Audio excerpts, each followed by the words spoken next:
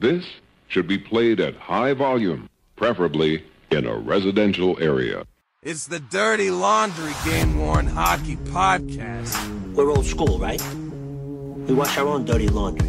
The name on the front is a hell of a lot more important than the one on the back. I refuse to be judged by a grown man wearing a hockey jersey. Game on! Game on!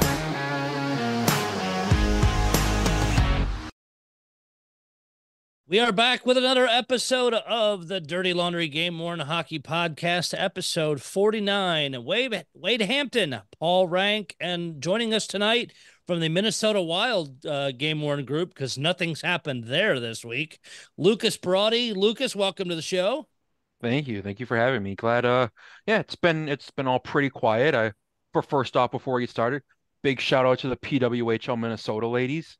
Yes. Taking home the Walter Cup yesterday after called a false finish in game 6 or game 4, actually.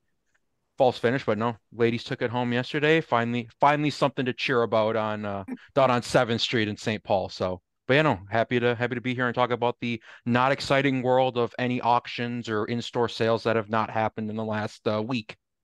And you know what? And I hope the women's hockey continues to explode like that. It seems to have a good following already, and I hope it continues to in the future. I know I'm not going to hit on auctions tonight because we have so many other things to get a hold of, but I know My Grade does have up on their auction site a couple of the different teams. I think it's Ottawa and New York.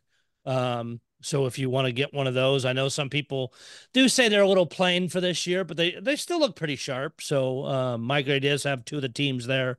You can do a couple things I want to touch on. If you were following the Dirty Laundry Game-Worn Hockey Podcast Facebook page this morning, I was at the Bloomington Bison, and for you geography challenge people, that's Bloomington, Illinois, so 40 minutes north of where I'm at in Springfield, Illinois. A couple months back, they announced that an East Coast Hockey League team was coming to Bloomington, named the Bison. Jim Halyett and the Halyett Sports and Entertainment Group owns them. They also own the East Coast Hockey League Indy Fuel over in Indianapolis. So they have experience. They announced the team then. Today was the announcement of the NHL affiliate along with the coach. And there's, of course, like we have for all our teams, everything else, there's already groups for the Bison and that, and people were taking guesses at who it's going to be. For the teams as of this morning before the announcement did not have affiliate for East Coast. St. Louis, Carolina, Toronto, and one other that I'm forgetting. Arizona was the other one. So we assumed it was going to be. Arizona doesn't have an NHL team. What's that? I said, well, Arizona doesn't have an NHL team. No, that's true. They not have much of anything. See, being Utah, they hadn't updated the page with that. So yes, now Utah. Thank you for the correction. So we're going off that, the guess of that 4. I assumed, even though hoping for Blues being close to buying the Blues, not having one, I assumed it would be Carolina because the Chicago Wolves just signed a 3-year deal with the Carolina Hurricanes. So you know what? That would make sense because if they call any of those guys up, it's a short drive from Bloomington to the Wolves arena. So the owner comes up to the stands and they put the picture up. And it's the New York Rangers, and there's a gasp in the entire building, and we're on the floor. They don't have the ice down or anything, but we're on the arena floor, and everybody goes ballistic because nobody expected that. I guess they had had a 1-year deal with Cincinnati that ended at the end of the season, and they went to Bloomington, brought Stefan Matteau out to represent the Rangers.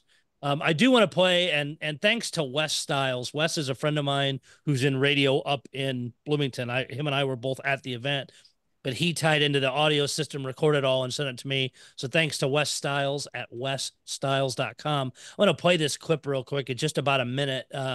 It's the owner of the team kind of making the announcement here. Well, they're getting robed up here. I'll just say a few words. We're really, really excited to bring the New York Rangers here. As the mayor said, we were humbled by the amount of interest we had I can tell you we had multiple NHL teams that would have liked to have been the Bloomington franchise here for AA hockey. And I'm not exaggerating that.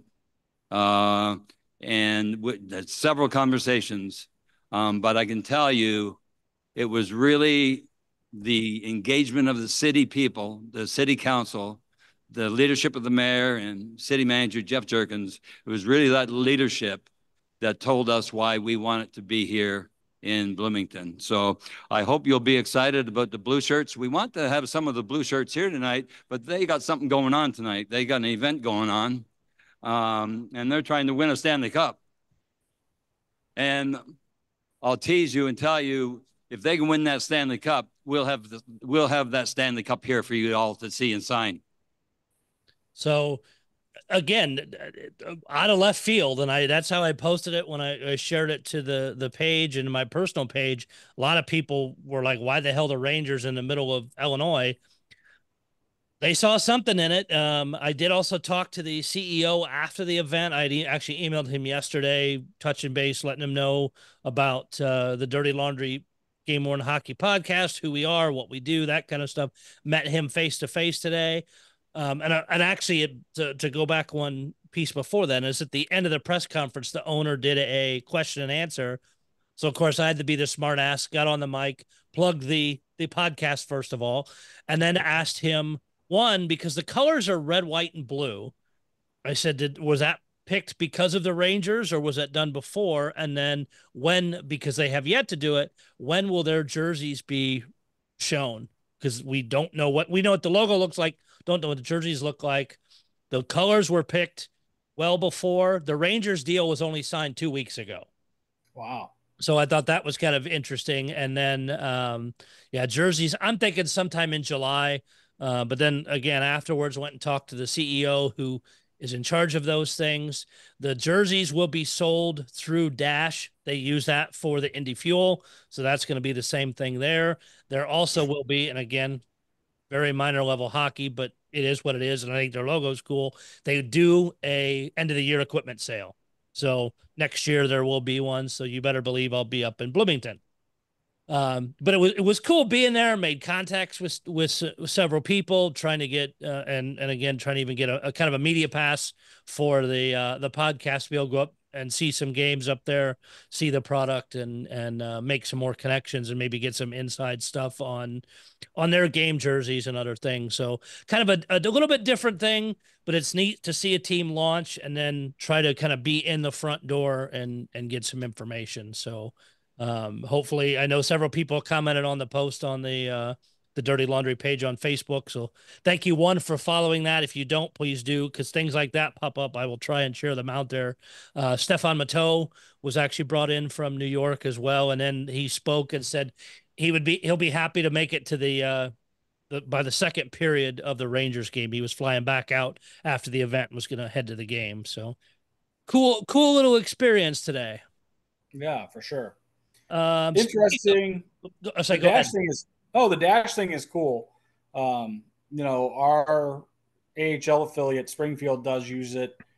In the off season right now, they've been doing like some raffles, which have been pretty cool. And then they do some game issued auctions and different things throughout the year. And I think it's a neat platform. I like it.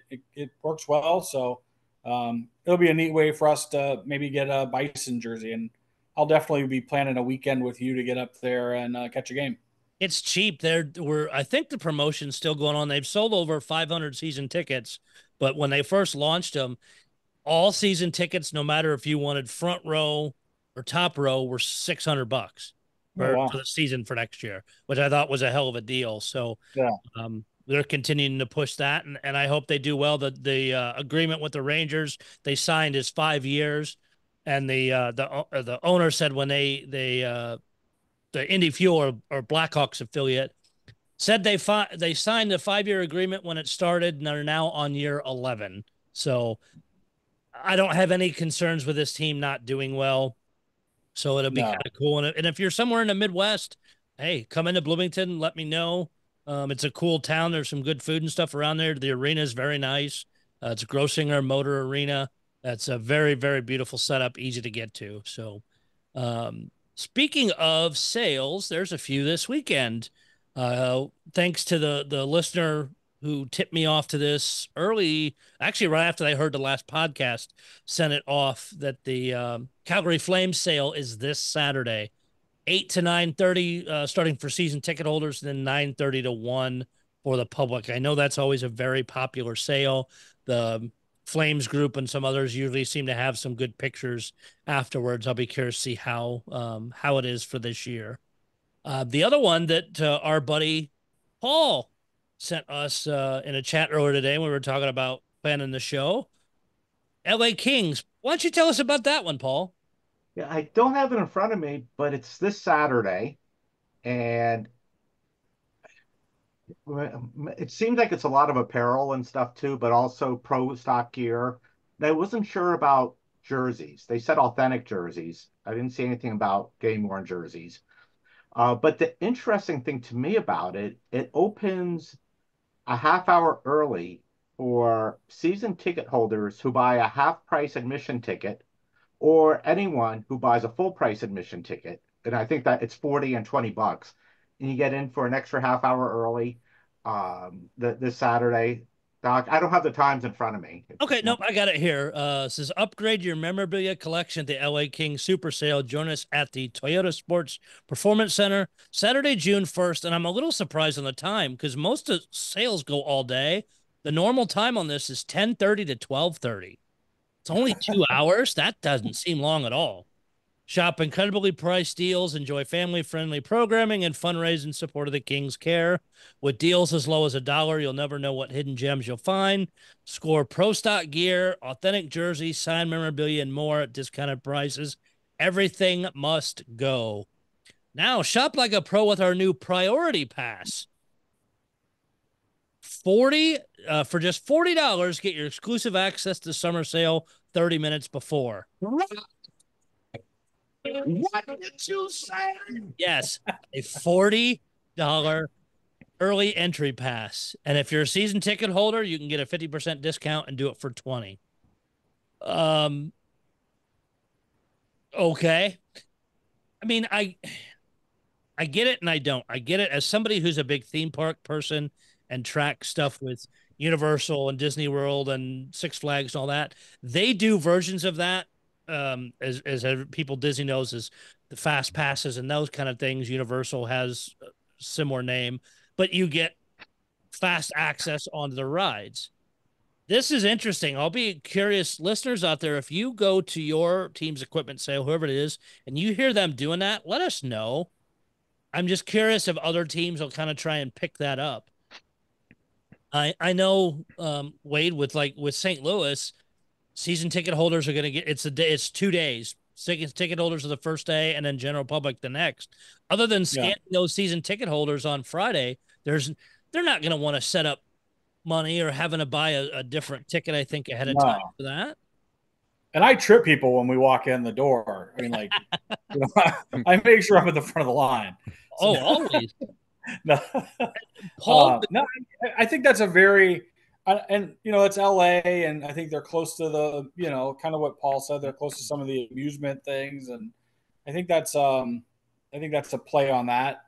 I mean, here at the end of the day, there's always pay for access for anything, and I mean they do the same thing at Blues games for early access just to get in the building. So yeah, and I'm sure they do in San Jose. San Jose, do they do that, Paul?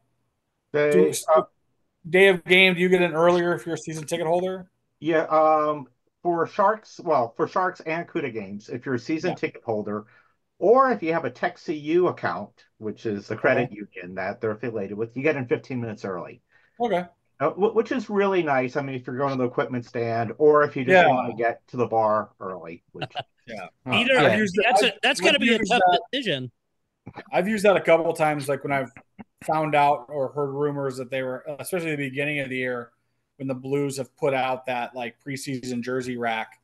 I usually try to make sure that when I go in with a season ticket pass so that I can be one of the first chubby guys to run through the arena that night.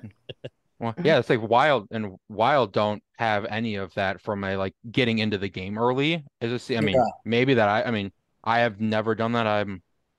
I just kind of go in. I mean, I know you get and I know the Wild are having their equipment sale as well, but it's yeah, like you said, the time is very weird from just 10:30 to 12:30. Yeah, That seems super weird because I just checked and the Wild are doing, season ticket holder.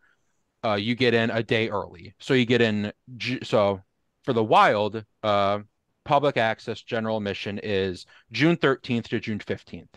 So that'll be when their sale is. And again, I think it's a lot of the same stuff as this one with like general apparel. Then let's see what broken sticks we've got in the basement that we can sell. Not sure what it's going to be, but yeah, theirs is just season ticket holders, but it's a 9 a.m. to 8 p.m. on that first day. So yeah, the fact that you're saying it's a 10:30 to 12:30, it's just like it just seems super weird. But then also the kind of the pay to play, it's weird. I feel like to me, it kind of takes away like the specialness of like or one of the perks of being like a season ticket holder of saying like, hey, you spend thousands of dollars on these tickets, and I don't know about other teams, but the Wild will give you like a 25 or $30 voucher to the team store. You'll get the 15% off. You'll get the access to pre-sale concert tickets at the XL Energy Center, stuff like that. So just kind of and I'm kind of in the same boat where like, hey, if I'm a season ticket holder and I can just pay $20 to get in first and make sure I get my X item, I'm going to do that. But it just seems weird to just kind of be like, hey, yeah, we have this really special thing with season ticket holders, which every team values, but then to be like, but you can pay $40 and you're the equivalent for a sale like this. I agree with you on that. I almost find it insulting that to treat your season ticket holders that way. First of all, I think it's wrong to ask your season ticket holders to pay any extra money to get into a sale early. That just that just seems to be like an insult to them. And I do like the Kings, but I think this is just wrong, flat out wrong. And then allowing others to join you with that one of your perks as a season ticket holder for just $40, to get one of the perks, which I know a lot of people up here care about that perk in San Jose for the Sharks. And I'm assuming there are Kings fans who care about that. And I find it disrespectful to the season ticket holders who, for a lot of these teams, we've suffered through a number of bad years and we keep paying. Yeah. And we're happy to go and we're enjoying it. I do want to, I guess it's 2 hours or 2.5 hours if you do the half-hour thing. The one people who are really going to enjoy that are the employees. I'm sure, because I know like all the sales I've been to, like the Sharks and other ones, the employees are exhausted after. And I know they still have a lot of setup and cleanup, and hopefully if they sell everything, not much cleanup, but I'm sure it makes for a much better day for them to only be open to the for 2.5 hours. Yeah. Well, I mean, but what from that perspective, what if they're doing it for 2 hours? I mean, I think even a better solution at that point would be like, hey, be open for, I don't know, 4 hours and say, hey, season ticket members get the first two. And then and then maybe it's somewhere where it's like, hey, it's kind of like a 2, 2, and then 4, where it's like, hey, you have 2 hours for season ticket holders, you can still be special, have the kind of the perk of that. Then hey, you have another 2 hours where it's like, hey, if you're the general public, and I'm thinking about it boarding like an airplane, where like, hey, if you're kind of first class diamond, whatever, you get on first. Hey, you want to pay for the credit card to get the priority class 2, 3 boarding? Great.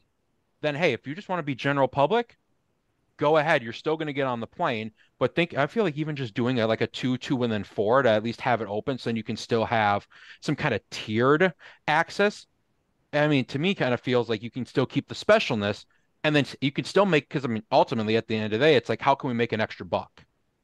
Well, here's the one thing that I read and like I'm reading into that is everything must go. My question is at the end of those 2.5 hours, if you're willing to stick around for the whole thing, are they accepting offers? Because if everything must go, Yeah. I have the other side of that. It's 2.5 hours and everything must go. Maybe they don't have a whole lot of stuff to put out. Yeah, that's true too. It could be too. But again, going back to the Fanatic switch away from Adidas, you would think and it's kind of seems to be a little bit of a two-way street on that, because Paul, you saw some of it with San Jose. Is a lot of things didn't show up we expected to see because of that blowout. So Wade and I'll know in a couple weeks at St. Louis, and hopefully we can get some reports from both Calgary and LA. And if you're an LA collector, especially an LA season ticket holder, let us know what you think. If you're not a season ticket holder and you buy this, let us know how it goes. Love to talk about it. But it was again, like I said, somebody that pays attention to theme parks. I see this a lot for that. It's really interesting to now see it to get in for a season ticket holder event. Yeah. All right, the big thing and the whole reason that we went to the frozen, less than frozen tundra now, but the tundra of Minnesota, got Lucas on here today, is to talk about the craziness over the weekend of the Minnesota Wild. And you know what, Lucas, I'll let you tell the story because you know it best. Yeah, so over Memorial Day weekend, so this started on Friday. I mean, it was probably 10 p.m. Central. I was in bed just scrolling Facebook, probably like everyone is. Everyone's just getting ready for bed, too much time on their phone. I'm just scrolling Facebook and just click into the Minnesota Wild game used group, see what's going on, see if anything popped up. I don't always get notifications for posts that go in there. So I was just scrolling through and someone's like, hey, the Hockey Lodge put up a ton of game used jerseys on their site. And for people who are not very familiar with the Wild game used collection and kind of how the Lodge does stuff, it's not very typical for the Hockey Lodge to put up game used jerseys on their website. It's usually in person only, or you can call and order it. So they put up jerseys on their site, but the craziest thing about this was the fact that the prices were just astronomically low, to the point where there was probably, oh gosh, let's say there's probably 60 to 80 jerseys on that site, as low from $200 from like a Pat Maroon or a Freddie Gaudreau, to then the dirt cheap price of $750 for a Marc-Andre Fleury jersey, $750 for a Kirill Kaprizov jersey, and then like $500 for a Brock Faber jersey. So they just put out a couple sets of jerseys that people found on Friday night, snatched them up for the most part in, I don't know, 15 minutes for the most part. I think then the less desirable Freddie Gaudreau jerseys, the John Merrills, Hey. yeah, hey. I mean, maybe for some, but I'd say for a lot, hey, I think the last jersey from what I saw was like a Freddie Gaudreau jersey that sold like in the middle of the night. And whatever, everyone at first, I think Friday night, 10 p.m. to say 11 p.m., kind of the majority of the sales went through.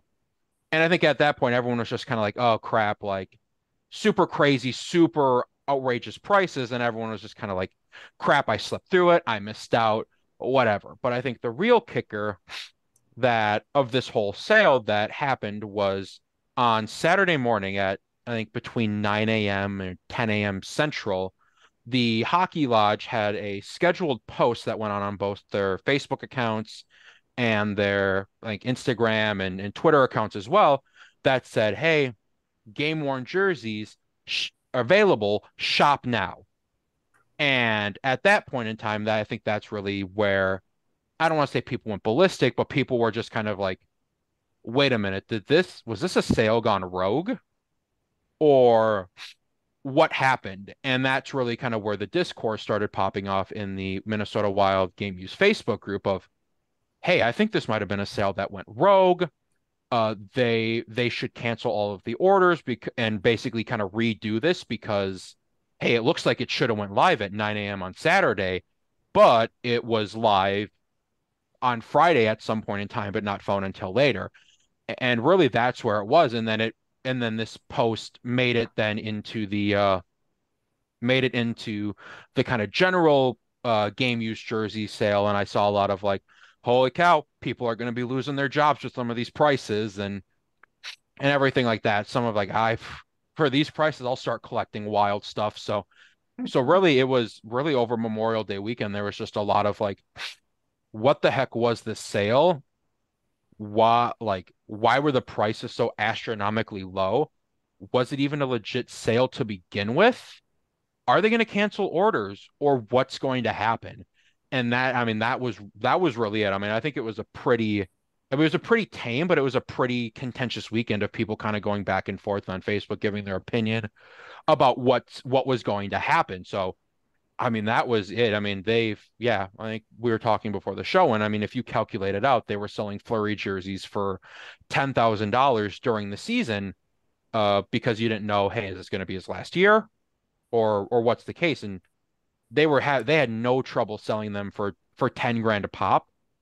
I think Wade did the math before the show, and it was like it would be a 97% decrease to sell it at $750 a pop. Yeah. So it was, I mean, the prices were just astronomical, and people rightfully so on the Facebook page, like, don't want to say feel slighted, but they're just like, this was just a one-off, really crazy special sale, and people missed out, and they're kind of rightfully so a little peeved or ticked off because, yeah, like I said, it's kind of a once in a lifetime to be able to try to get a Flurry for $750, a Kaprizov for $750, like, and the fact that people are during the year are spending thousands of dollars on these jerseys to now just have them pop up for $200, $300, $750.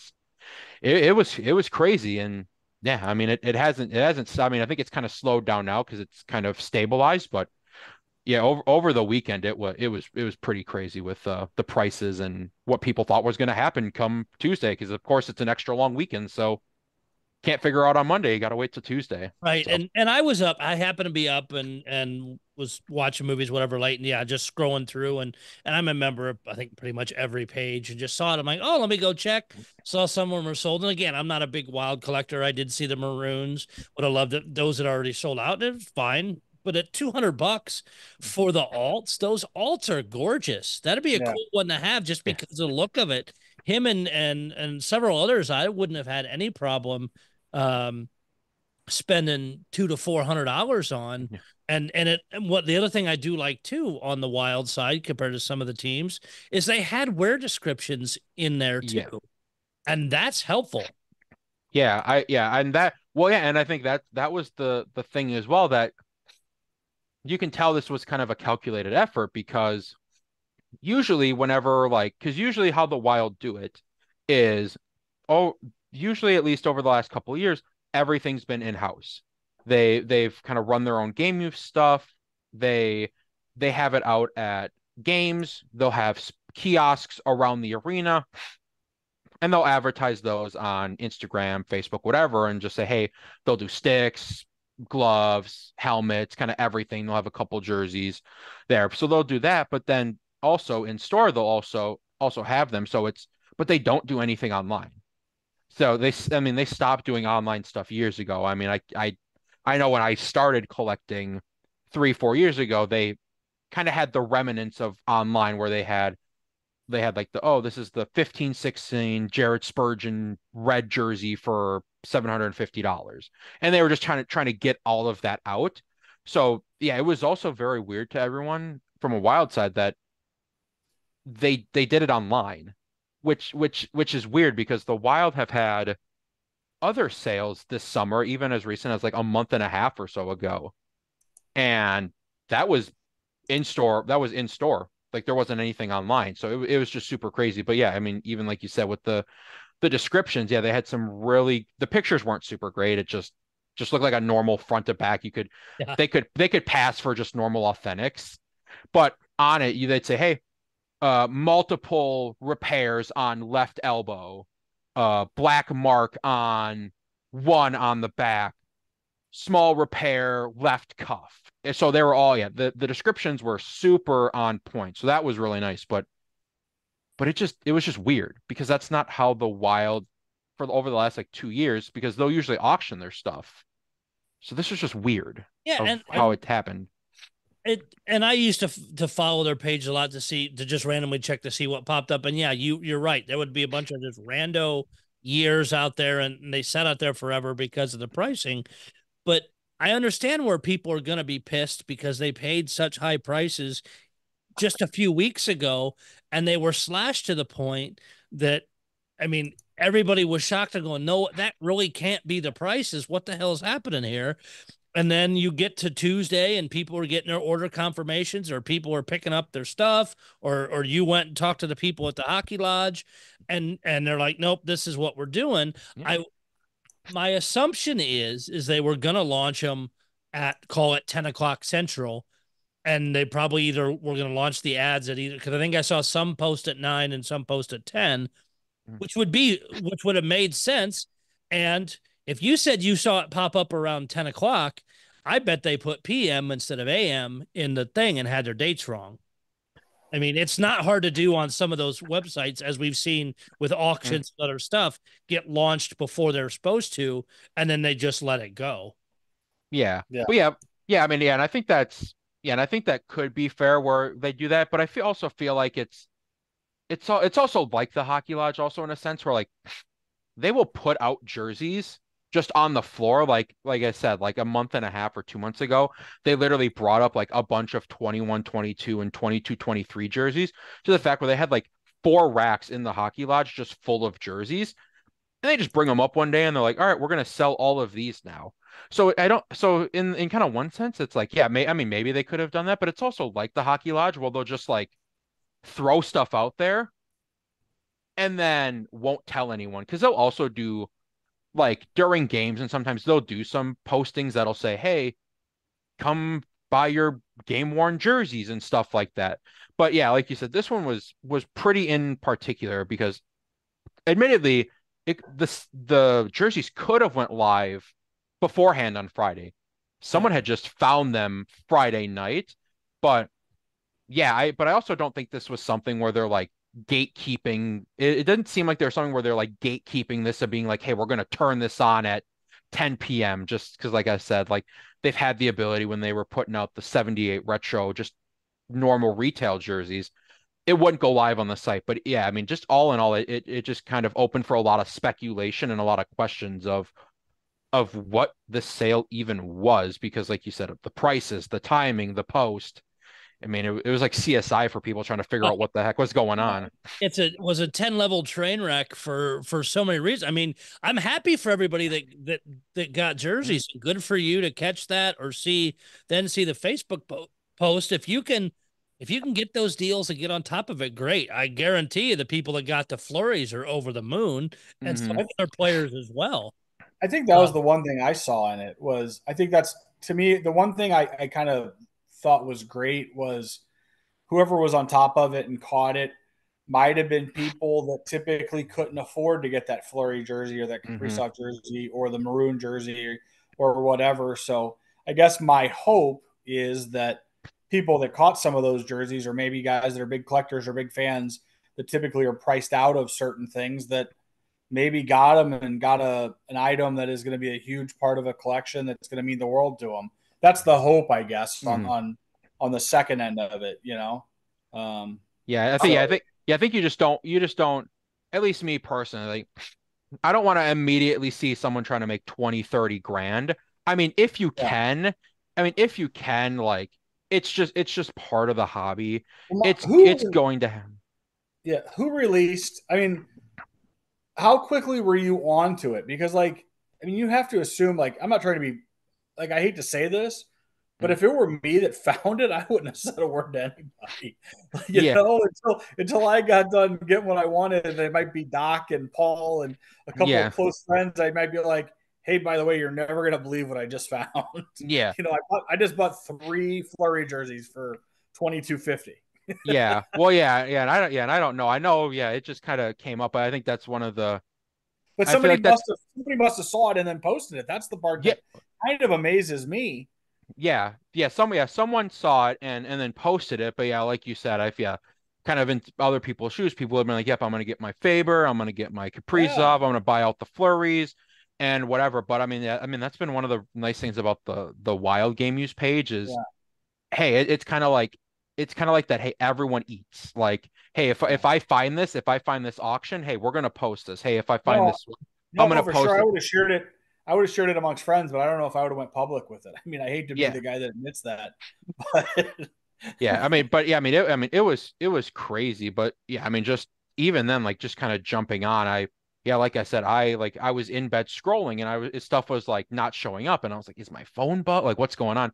So I literally jumped out of bed and got on my computer because I was like, I need to see what's going on. But yeah, I mean, but yeah, you hope though that the people who maybe got a flurry or got a Kaprizov or some of these that are normally 5, 7.5, 10 grand yeah, are going to use that. I think, yeah, like I said, I think the thing that would just, that's the hope. The hope is those stay in somebody's collection and mean of the world to them. yeah, it would just be super disheartening if now that the orders are starting to ship out, if come say next Monday or this weekend, I start to see the same person being like, oh, Flurry jersey, 15 grand, Kaprizov jersey, Yeah, seven, and trying to make a quick buy. And like I said, that's gonna be part of the hobby where people are going to buy stuff and flip it and sell it. But at least like for stuff like this, it's like it hopefully it kind of stays in house with the people who bought them and yeah, hopefully they're kind of the actual collectors who, like you said, maybe are usually priced out or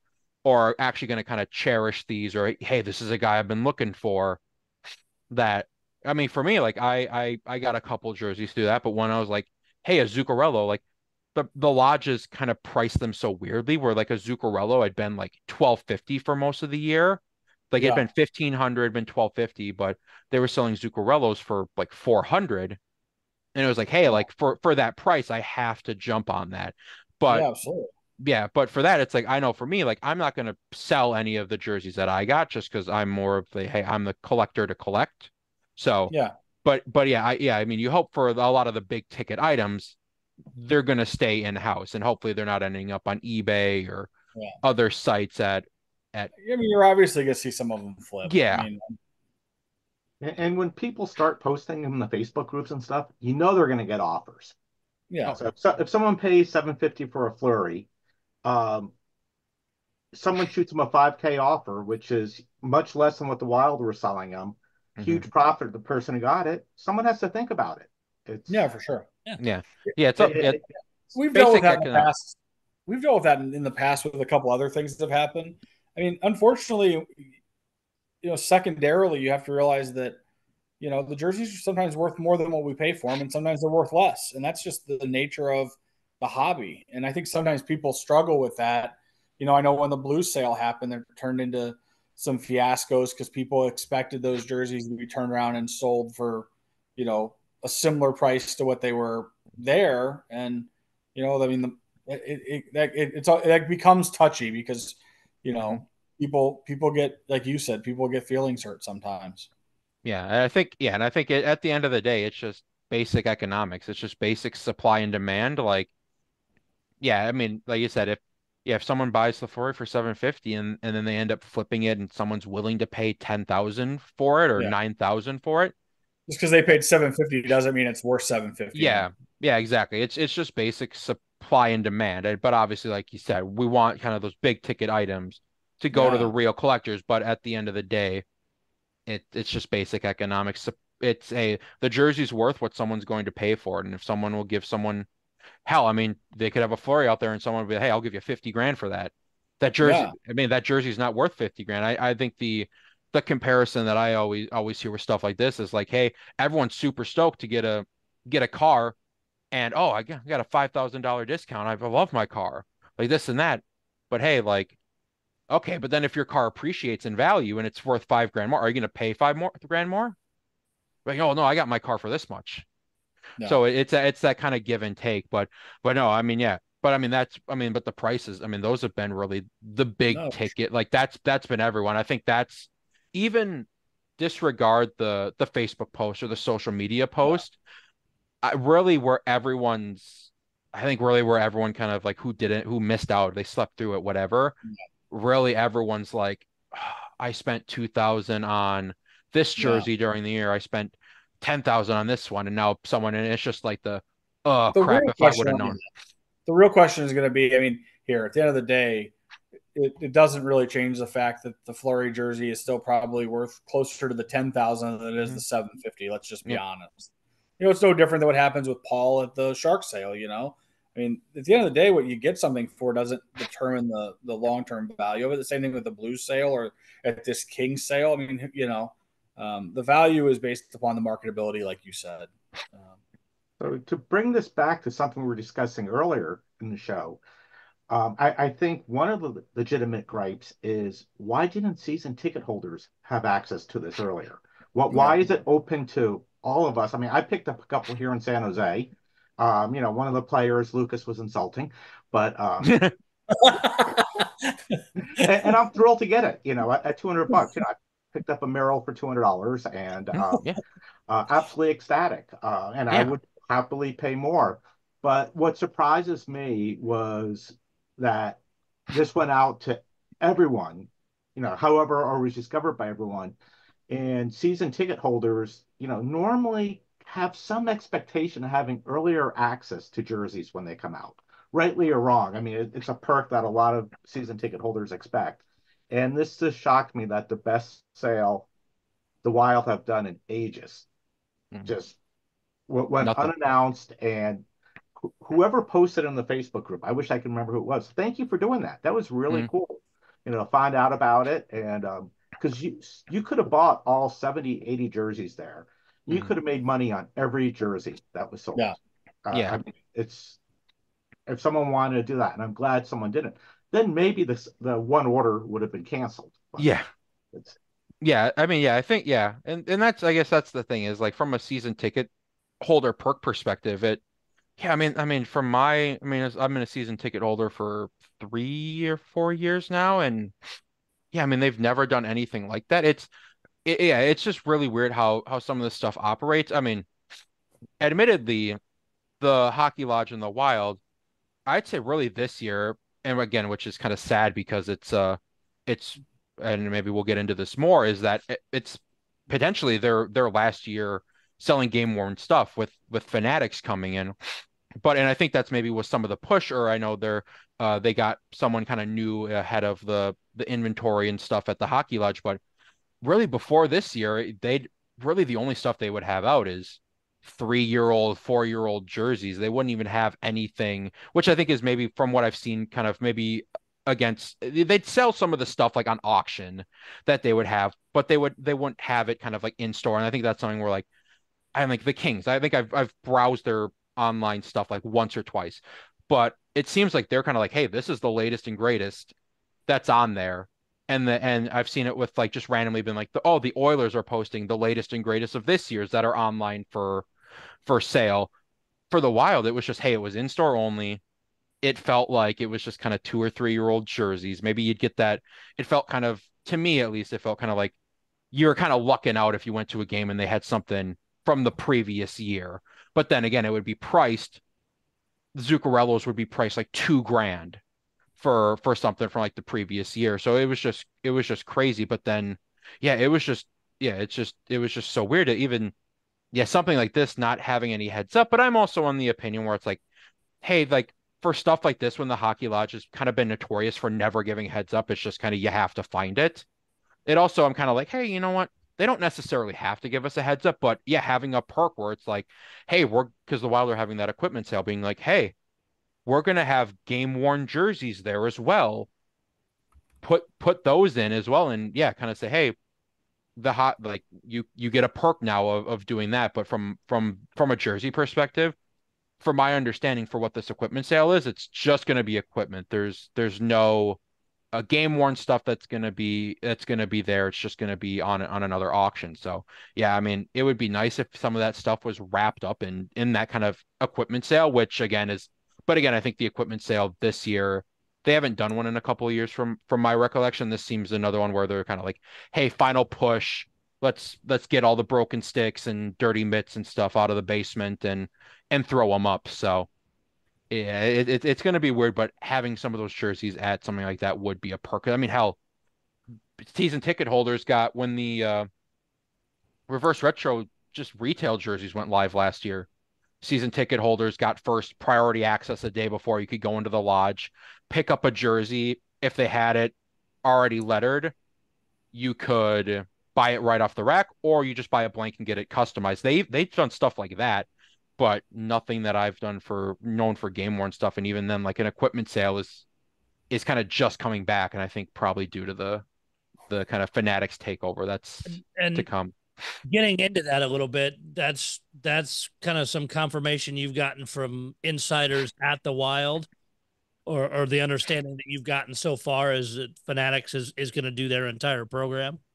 Yeah, that's from my understanding, and I think kind of the collective on the game used page is that Fanatics is coming in and is I believe is going to be taking over their game used collection, and I also believe that like the Wild from what I've kind of read online and stuff like that and seen kind of through the passing comments is it from what it seems like from people on the group is it seems like the Wild have maybe wanted to kind of get out of that market doing their own stuff. But yeah, I think what we'll probably see from a Wild perspective is, yeah, I would imagine then probably next year there will be, yeah, Fanatics is going to run it. Whether Fanatics runs it through the Hockey Lodge and does sales through there, or they do it through another platform, I think is still to be decided. But it wouldn't probably surprise me if kind of coming next year, what used to be a kind of used to have kind of the game worn stuff. It's even this last year, game worn stuff kind of all over jersey, sticks, everything like that. It wouldn't surprise me if that kind of slowly even to zero and everything just move online only from retail only to online. And that's unfortunate. I mean, Mm. with how we saw Fanatics with the year they did St. Louis was I thought an unmitigated disaster. Every time any of us called down to the sales rep that we were assigned, every one of us got a different price. It was this was promising that, and this was doing this, and it was a complete and total cluster.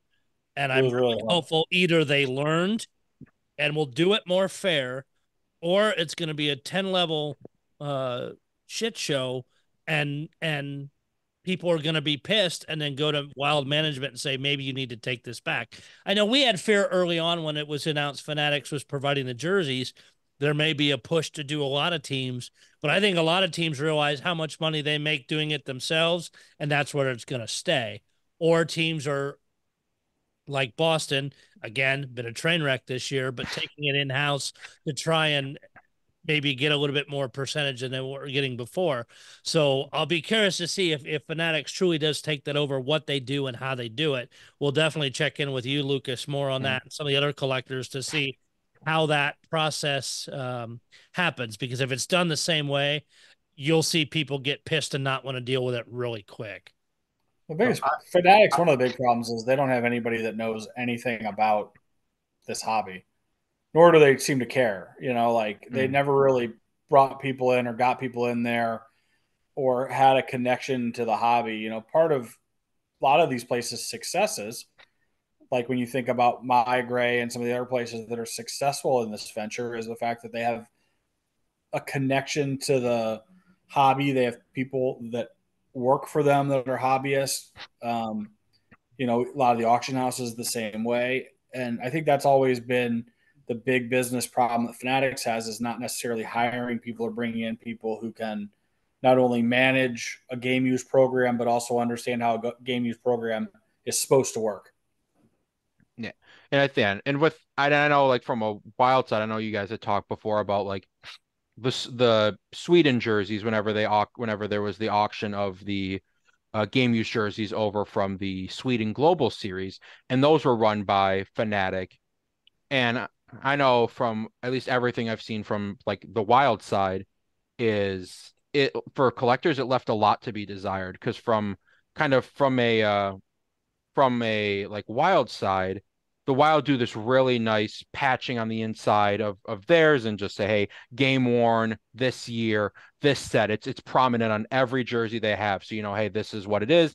And a lot of people have debunked kind of fakes through the market by saying, oh, you're selling. I saw one earlier this year. Someone's like, oh, they've got a Marcus Foligno signed game used jersey for $600. And someone's like, okay, well, show me the tag on the back near the fight strap. Nope, deleted, everything like that, nothing. So, but with that one, yeah, that one especially kind of left a lot to be desired from a consumer perspective because they basically they basically took the jersey straight off the athletes, and while they were still wet, basically were like, "Yep, that's the jersey." Slapped a very small authentication sticker on it, put it in a bag, basically sealed it shut and shipped it out. So I mean, just the fact that like even stuff like that, where the wild collectors are so used to having this big, nice tagging in there that says, "Hey, this is what it is," and then you get something like that that's just, "Hey, you just kind of get this half-ass sticker that most people's that what I've saw and fallen off." But I will say, on the other hand, with the Winter Classic stuff, they did have small Winter Classic patches in there that said, "Hey, Discovery January 1st, 2022 Winter Classic," or whatever. But stuff like that. I mean, I'm hoping if they have stuff like that, I'm hoping it's on that side to at least have some sort of identification on there instead of just a little sticker like on my Brock Faber Sweden jersey that I'm sure is fallen to the bottom of the bag I keep it in because it's so hard to keep that on there. But they're confident their database you can use to authenticate the jersey and look up that real small Yeah. SKU on the hologram. So I mean, for me, you guys are so nice to Fanatics. It's I I can never say anything nice about them at all. It's they sell jerseys two ways. One at NHL auctions, which it is what it is. At least they're, and the other one, it's like buying a used car. We were through this with the World Series of Hockey ages ago. What was that? 5, 6 years ago now. Everyone was getting different prices. We were compiling price lists. We were all quoted different amounts. Certain jerseys were, I mean, 1,000 to 7,500 for the same jersey. It was insane, and it was just painful trying to buy. They took that business model. That business model for me goes all the way back to Steiner with game used baseball jerseys and bats and stuff. I mean, that's the Steiner model from 20 years ago. And now Steiner's been purchased by Fanatics. Yeah, and basically Steiner, a lot of those guys that do the stuff for Fanatics or the original guys were all Steiner guys, and that's the problem is that's the business model that they have continued to try to articulate, not understanding. And again, it falls back into they have no clue and are not connected to people that actually do this stuff. Nor do they care. So no, because as long as they sell, they don't give a shit. And if exactly. I never cuss on here. They don't care because at the end of the day, they're going to throw them on eBay. Well, but Fanatics will make you swear. So it's so one thing which happened here in San Jose, Fanatics had the team store, which was basically replica jerseys, sweatshirts, T-shirts, all that sort of stuff.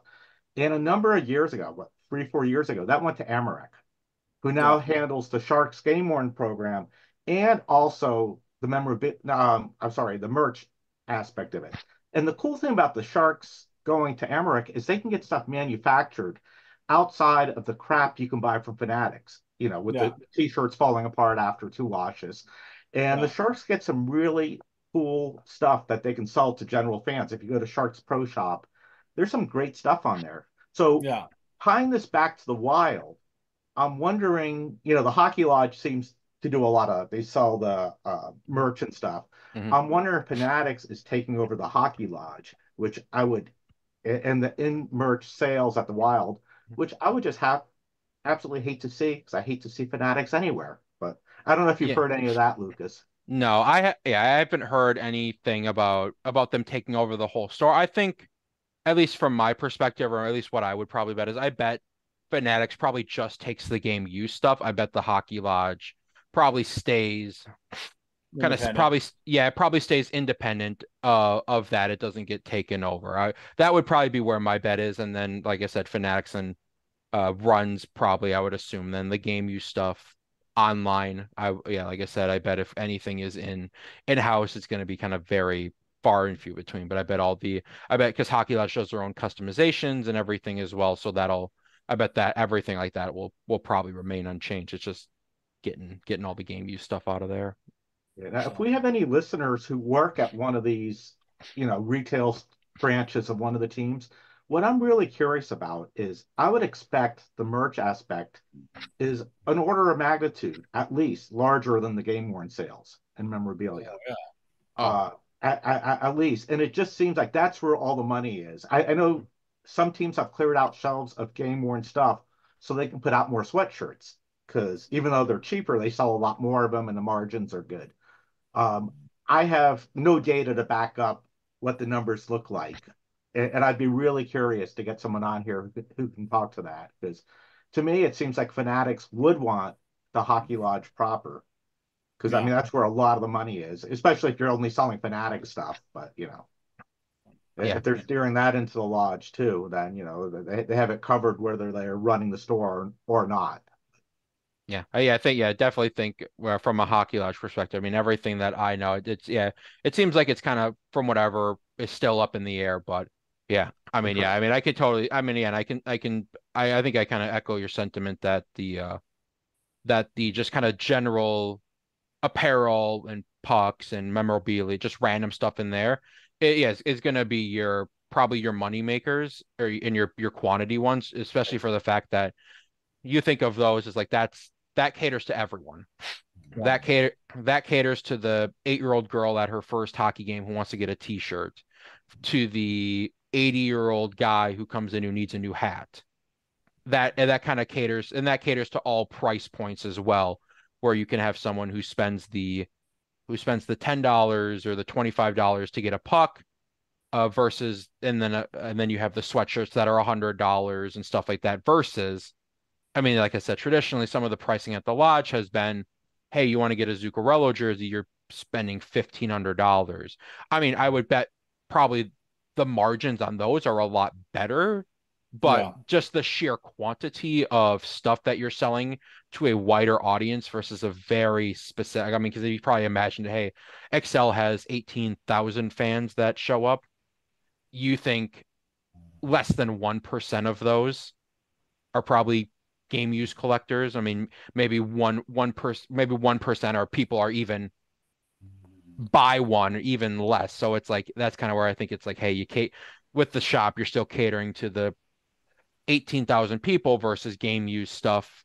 You're going to cater to the probably the 1 or 2%.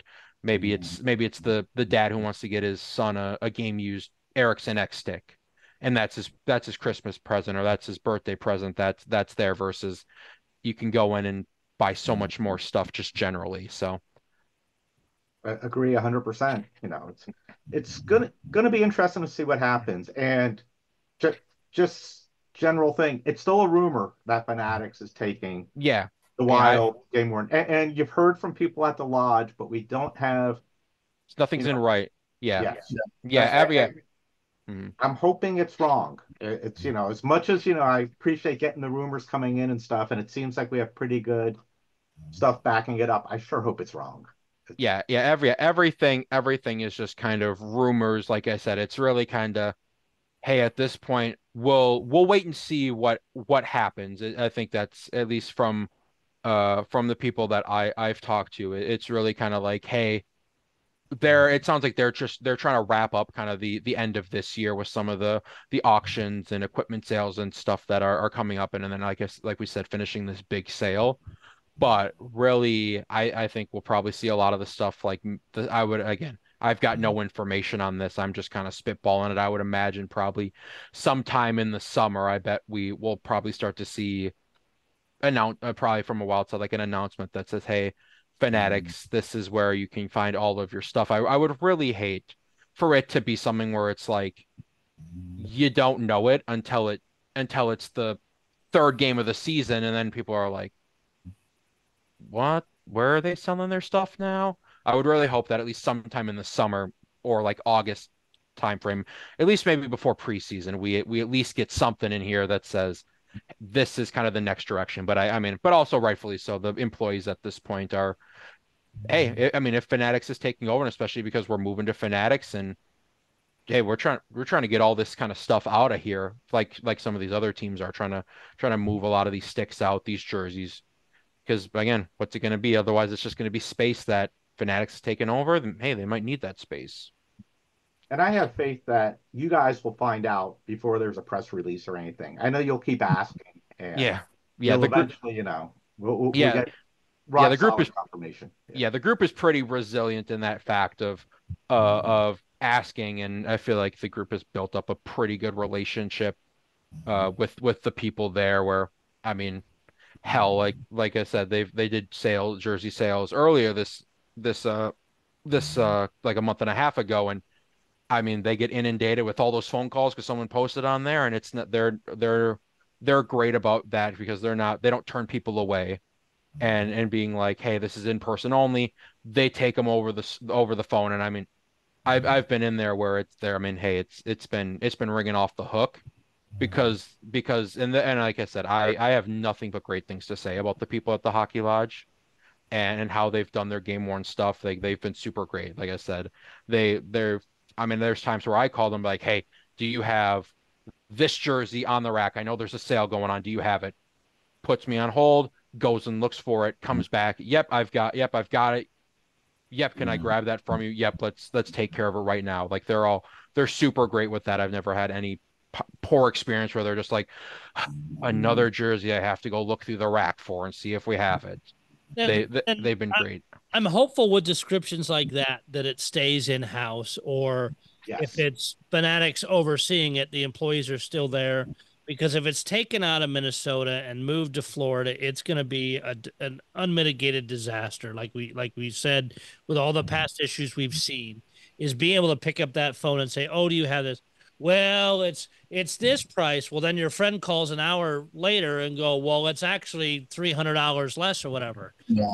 We don't want those kind of games, and we appreciate no matter whatever the team is Wade and I have a good relationship with the guys in St. Louis and say, hey, we see if there's stuff on their rinkside page, we can ask questions and we get good responses, and they understand it, they get it now, and it seems like the Wild are that way and some other teams are that way, where they understand who we are, what we look for, those kind of things. And I understand, hey, you say, hey, we're super busy right now. You'll have to call us back later. I get that too.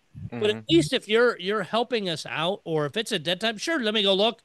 I'll put you on hold or let me call you back in 10 minutes, whatever it is. Going to a $1 million company is you're not taking care of the customer anymore either there. Yeah, you're losing the mom and pop kind of feel. Yeah, like you said, I mean, just another experience that I can talk on. I mean, like I said, they how kind of the Hockey Lodge does it at the Wild games is that their kind of main store is where they have all like 95% of their merchandise. And then like I'm assuming every other uh team, they'll have kiosks around the concourse where you can go and get stuff. And the Wild will do some game used stuff as well. They'll put in some different kiosks and stuff. And I mean, I've even during games, I've seen the employees there. Someone's like, oh man, I'm really looking for this game used helmet. Like I see you've got up there, like I'm really looking for this one. And they're like, hold on, well, come back in the second intermission. I think I got one downstairs. And I've heard that with helmets, I've heard it with stick. Like I mean, they've been great instead of just I feel like you're I don't know, it's like it's the opposite of like where like you work at a Walmart and you're like, oh, do you have any more in the back? Nope, we're all out. Like they didn't even check. And you're like, yeah, we're all out. I don't have to check. But I mean, yeah, having that kind of mom and pop feel where yeah, they're like, yep, they kind of know what their stock is. They've been great to help people out when they've said, oh, like, can you go check for that? And they actually go check, bring it up, and the people buy it. It's so yeah, that's the part that I'm. Yeah, I mean, because like I said, the employees have been great. So I don't want I hope this doesn't impact them negatively at any way, and hopefully at least get to still because I mean that's also admittedly mine. Like I enjoy that part of the I enjoy that part of the experience of like going to a game and then I always stop at the kiosk and say, okay, what jerseys are up there, what helmets are up there, and I get to talk to the guys who are working it who are just as passionate about like, oh man, and they're so knowledgeable. I mean, there was at one point in time there was a Brock Faber 78's helmet up there. And they're like, oh, this is from last year. This is actually a size bigger than what he usually wears and stuff like that. And I'm like, I mean that's just great. Like that's just great knowledge. The fact that you know, hey, this is one size bigger. so he probably didn't wear it a whole ton, but it was worn last year, stuff like that. This is what it's, I mean, just stuff like that is just, I hope that experience doesn't go away. Yeah, I hope it continues. So yeah, it's let's hope that that's the route that ends up going. And I hate to see things go away from the teams because you're going to get terrible answers and less documentation. It'd be, well, we think it's this when you talk to the guys at the Wild, and oh yeah, that being that specific, that's extremely helpful. But no, tonight has been a great amount of knowledge, especially on how the Wild do things, how your interactions have been, and really filling in what happened this weekend. And it was interesting to watch it from more of an outsider's perspective and read the comments, and there was some question and if they would honor that, because the prices we were all stunned by that, because you just don't see. I think I went through we had a screenshot of all the jerseys that were available. I think there were 2 flurries in there at Yep. 3. piece. 2 or 3. It probably would have been 3 because Okay. from what they did set 2 home and away, and then they did alternates, but I think they did 2 sets of alternates. So yeah, it was either, I think it was 3 that would have been available. But yeah, I mean, I mean for this weekend, I mean for me, I always thought they were going to honor the sales, not necessarily because of the prices, but also because of the fact that like that's, if you don't honor that, that's just a whole mess waiting to happen. Yeah. Having to like refund everything, and then now you piss off the people who were on the sale, who found it, Right. versus the people who did that. So it's like Episode 46, the Colorado Avalanche story. Yeah. Yeah. Any hockey team, any NHL teams, or even minor league teams that listen to this podcast, use the past ones as reference of things not to do. It was the biggest thing that I think that caught some of us off guard, because we had a chat going on about it over the weekend, was just the prices being so ungodly low. Yeah. And it just like, why would you do that when you could even if you said, you know what, we're not listing flurry jerseys for 10 grand, we'll list them for 3,000, you'd sell them out in an instant. Yeah. It's just done a 50% off sale across the board and sold every one of those jerseys. Right. Mm-hmm. Yeah. And especially because like I said earlier earlier, like after the season ended, they put out a ton of jerseys as well. And even as much as 2 or 3 like months ago, Kaprizov jerseys were selling for 5 grand in store. So then to have that kind of drop down. But I think the other thing is that like there's also, like we were talking about before, there's also more jerseys that are available. So it was also just kind of, it was just kind of like, hey, it kind of popped up. The weird thing that, hey, it was an online thing for the one time, especially when the Wild don't traditionally do online. I mean, there was just kind of, it just opened a lot of questions, especially that. But I mean, yeah, like I said, I went in earlier this week on Tuesday because I was like, one, I want to see if they've got anything more in stock, because like I said, they only sold set 2 of the normal jersey. So I was like, well, maybe they got set 1 and 3 in house. And I went in and just kind of chatted with them, and they're like, yeah, I mean, we're gonna I told them about people thinking they weren't gonna honor it, and they just kind of like shook their head, and they're like, no, we're gonna honor it. But I know as well, when I was there, they were getting some phone calls of people asking about the jerseys and asking about the sales. But yeah, it was I needed to kind of just go in and one, kind of see what they were going to do, but also see if anything else was out. But yeah, I mean, they were going to honor it. It just kind of seemed like a last push, but also a little bit of a weird timing, especially with like an equipment sale coming up, and they've got some more jerseys they got to get out, because I know they didn't sell all of the 21 22s and 22 23s, like I said before. I mean, if there's a Dmitry Kulikov collector, like they got like 15 of them in there just because he changed his number mid-season from, I think it was 29, or he was 29, and then when Fleury got traded in, he moved down to 7. So you got a bunch of his jerseys in there. But yeah, I mean, it was pretty weird. It was, and like I said, I can empathize for the people who have spent the money for the 2000s, the 5000s to get some of these, and then now you see them go for 200 or 300 and feel like crap, I missed out. And I always think it's well, what if I didn't wait, or what if I waited? What if I would have known? It's always that what if question. So it's And I actually debated about purchasing one. I didn't realize it, but Dakota Murmis is from just one of the suburbs of St. Louis area. And I'm like, at $200, I'd have been okay picking up one of his because I read the wear descriptions and they were decent. I'm like, you know what? I'm not a Maine wild guy, but actually Illinois kid. He's from Alton, Illinois. Wouldn't mind picking it up for that reason, but wasn't fast enough for the draw, and so you saved me $200. Yeah, I mean that's the part of I think that's part of the collector's aspect of it is like, hey, there's always going to be that auction, or there's always going to be that sale you missed out on. And for people, this just happens to be the one that's going to sting the most. And like I said, I managed to grab stuff, so I know this is coming from someone who managed to snag some stuff, but I definitely think it's like, hey, everyone's going to miss out. But yeah, the fact that like this was the one for some people, that I think that's the part that stings everyone. And yeah, it sucks. But I mean, to me as well, it's like, unfortunately, you're always going to have the what if, and that's why it's called collecting. Yep. And I don't think, Lucas, I don't think you could have said it any better.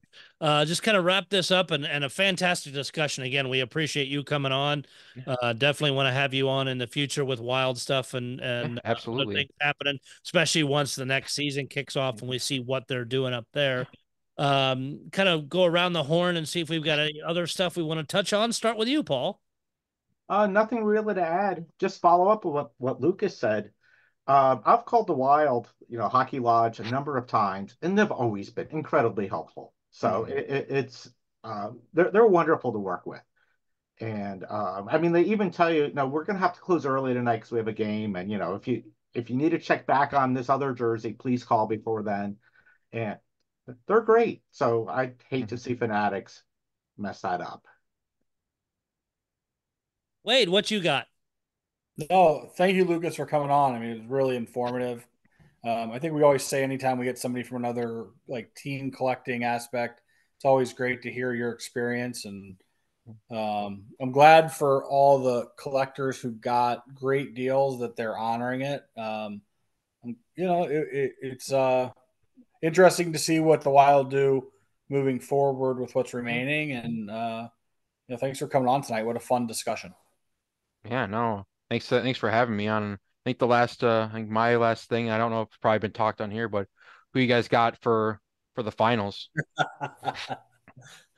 Well, originally I was rooting for Florida, but now with the local East Coast Hockey League team being affiliated with the Rangers bandwagon and hoping to see the cup up there, I wouldn't mind the Rangers winning now. I want to see Rangers over Edmonton, which means it'll probably be Florida over Dallas. I've been enjoying both series. I mean, for them both to now turn into, tied at 2 each and coming down to like basically a, 3-game series. The hockey has been fantastic. So as a hockey fan, that's been a treat. In the East, I think both of those teams are pretty fantastic. And it looks like Florida's doing the same thing that they've done throughout the playoffs now to the Rangers. And that's just, they're not letting them get in the zone and get offense, and that's killing them. Even though, he's been unbelievable for the Rangers. It's just, Florida's really, really good this year, and they're just doing everything really well. And then, out west, I really think that Tanev injury, if he's out next game, that's a series changer because he's been fantastic for Dallas. Over there, it's hard to root for anybody as a Blues fan. I'm in the same boat. But either one of those teams, I really like some of the young talent in Dallas. And Johnston has been. Yeah, I mean, how can you? Ottinger's fun, good goalie. Roberts' great play. They're fun. But in the same sense, I guess at some level, I think it's hard not to be a Connor McDavid fan just because he really is such a. He's just such a great game changer. Player. Yeah, you got Draisaitl, who's fun. There's a lot of things fun over there. I'd like to see Corey Perry win the cup and dedicate it to Connor Bedard's mom. Just kidding. Yeah. Just I always gotta throw a zinger there. No, but at the end of the day, I think just great series. So I'm probably probably Rangers. You know, Rangers were my second team as a kid, so love to see them get there, and just more good hockey. I think as much as I hate to say it, I think from the West, I think for me it's probably Dallas. Like you said, I would love to see McDavid and Edmonton going there just because he's just so fun to watch. Like him and Nathan McKinnon just like they just get that wow factor. So I was kind of bummed that Colorado went out, especially because I hate Colorado. I'm kind of rooting for all the kind of the rooting for all the ex Minnesota guys that got traded this year with Duhaime, especially with his history with Fleury this year with all the prank war stuff that went on. He was just a great guy, and then same with Connor Dewar in Toronto, but Toronto was just basically Minnesota out east, can't make it past the first round, all of that. But for me, I think Dallas just finds a way. Like no matter what it is, Robo getting a hat trick and this Wyatt Johnston just kind of lighting it up. I was like, I would want Edmonton, but I think it's going to be Dallas. And like you said, if that Tanev injury comes back, I did see someone post a picture that he was like in a walking boot. Yeah, I saw that today too. So however that turns out, but but I agree though, kind of it's great hockey all around. I think if I had to pick, I'd say it's probably Dallas versus Florida. Mm-hmm. And then and I think the Rangers as well. I feel like the Rangers like they look down and then they're like, oh well, we're gonna have an exciting night tonight, and then they find a way to do it. But I think it'd probably be Dallas versus Florida. But it's great, and like I said, as much as it pains me to pick Dallas as a Minnesota kid, it's they're just super good this year. But it's exciting playoff hockey, and we're getting down to the end of it. And I know they also just released the final schedule too today as well. So none of this has been boring, so we definitely can't complain about, well, this round's been a blowout. No, it's been insane and goals off people's ass and all kinds of crazy stuff. So we got a ways to go to the cup. We're getting there and enjoy all the games, no matter who you're rooting for, or even if you're not just to watch hockey. My final question, more of just a laugh here, is can we go a week in this hobby without some crazy ass thing happening? Be it auctions, be it a team selling stuff weird. I swear to God, it's been 3 to 4 weeks in a row of something blowing up in the hobby that we've had to be on top of it. I don't mind it, but it's just been insane because we've gone so long where we always message between us saying, hey, what are we going to talk about on the show this week? This kind of thing. And it's been, we don't have to, it writes itself. So it's again, continues to be a fun ride. Thank you everybody for listening. We've made some contacts in Bloomington, got some people interested in the show up there. If you like it, wherever you listen to it, give it 5 stars, like, subscribe, all that stuff. I'd like to see us climb up in the ratings. And when I talked about the size of the Facebook groups that kind of follow this, it got a lot of people's attention in Bloomington. And I know it's East Coast level, but still those kind of things climb up. So we appreciate all the support. If you want to come on for future shows to talk about whatever it is, please reach out to one of us. We can definitely try and work you in there. Lucas, again, appreciate you being willing to come on tonight and talk about this craziness. It makes it fun if we can cover a topic relatively quickly after it happens, so it's not old news. But thank you again. Thank you for all the support. We'll see you back most likely next week.